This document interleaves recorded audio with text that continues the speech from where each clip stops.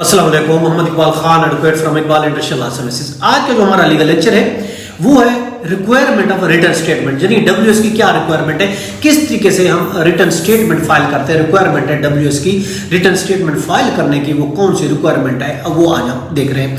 देखिए, डिफेंडेंट को अपना दिफा जो है रेज करना होता है ऑफ कोर्स, और तमाम हक़ाइक़ पहले अगर बात पॉइंट टू पॉइंट अगर बात करते हैं तो कौन सी रिक्वायरमेंट है। पहली बात तो ये है कि new fact must be pleaded in this specifically, जो न्यू फैक्ट्स हैं उसको स्पेसिफिकली प्लीड करने चाहिए डब्ल्यूएस में, यानी डिफेंडेंट को अपना दिफा रेज करना होगा। तमाम हक़ाइक़ के जो पॉइंट्स है और कानून जो ट्रायल में है उसको आर्गू करना होगी, और कोई ऐसा पॉइंट जो राइज ना किया गया हो तो वो बाद में कन्विस्ट करने की इजाजत बिल्कुल नहीं होगी। इलीगलिटी की प्ली और फ्रॉड की और एंडू इन्फ्लुएंस को खास तौर पर उसका जिक्र आपको करना होगा। दूसरी बात यह है कि deal specifically with each allegation of the fact, यानी डिफेंडेंट को हर एलिगेशन को अलहदा तौर पर एडमिट करना होगा या उसको डिनाई करना होगा। अगर किसी शख्स की एलिगेशन को डब्ल्यूएस में डिनाई नहीं किया गया तो वो एडमिटेड फैक्ट तस्वुर होगी, उसको एडमिटेड समझा जाएगा। तीसरी बात यह है कि एवसिव डेनियल, यानी वो डेनियल जो हम मकार किस्म का वो करते हैं, टाल मटोल करके मकार किस्म का डेनियल वो नहीं होना चाहिए, यानी कि डेनियल जो होना था वो एवसिव नहीं होना चाहिए।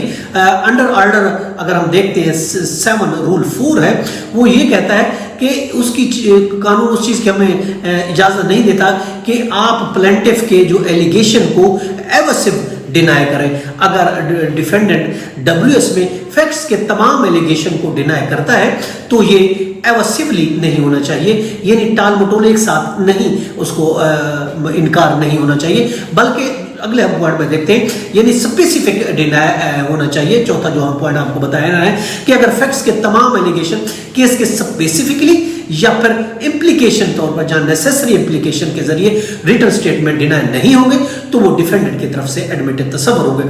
इसलिए कोई भी अगर एलिगेशन है उसको स्पेसिफिकली अलहदा तौर पर अलहदा पैराग्राफ में उसको डिनाई करना ये जरूरी होता है। इसके अलावा आगे हम बात करते हैं plea of the set of की। अगर हम बात करते हैं अगर सेट ऑफ खास तौर पर अगर जिक्र ना किया गया हो, उसमें प्लीड नहीं किया गया हो तो फिर वो इलाउ नहीं होगा। अगर सेट ऑफ बनता है कि हम कहते हैं आपको नहीं देना बल्कि पैसों की रिकवरी पैसे तो हमें देने, तो हमें सेट ऑफ के कानून को देखना होगा और सेट ऑफ के हिसाब से हमें अपना डब्ल्यूएस देना होगा। अब उसकी शराइत क्या है, ये सेट ऑफ का जो केस है वो रिकवरी ऑफ मनी के में ही होता है और किसी में नहीं होता जहां रकम रिकवरेबल होती है। दोनों के सेम अगर किरदार हो तो सेट ऑफ जो है वो उसमें किया जा सकता है, यानी must be ascertain sum of money, उस केस में ये असर्टेन किया जाता है। और सेट ऑफ कोर्ट की एक पेक्यूनियरी ज्यूरिडिक्शन से बढ़कर नहीं होना चाहिए। अगर उसकी पेक्यूनियरी ज्यूरिडिक्शन से बढ़कर होगा तो वो हम सेट ऑफ नहीं ले सकते, उसके लिए हमें उसकी प्रॉपर ज्यूरिडिक्शन में जाना होगा। और इसके अलावा several distinct grounds of the defense की अगर हम बात करते हैं, या डिफेंस से ज्यादा या मुख्तलिफ किस्म के डिफेंस के रूल पर या सेट ऑफ पर हो तो उनका जिक्र हो तो सेपरेटली तौर पर जो है उसका हम डिस्टिंक्टली तौर पर हमें उसका जवाब जो है वो फाइल करना होगा। और इसके अलावा ground of arising after institution of the suit, अगर कोई ऐसे ग्राउंड है केस फाइल होने के बाद कोई नए ग्राउंड जो है वो पैदा हो जाते हैं, तो किसी फाइल करने के बाद अगर ग्राउंड पैदा हो जाते हैं तो ऑफ कोर्स वो ग्राउंड भी हमें लिखने पड़ेंगे, उसका भी जवाब देना पड़ेगा।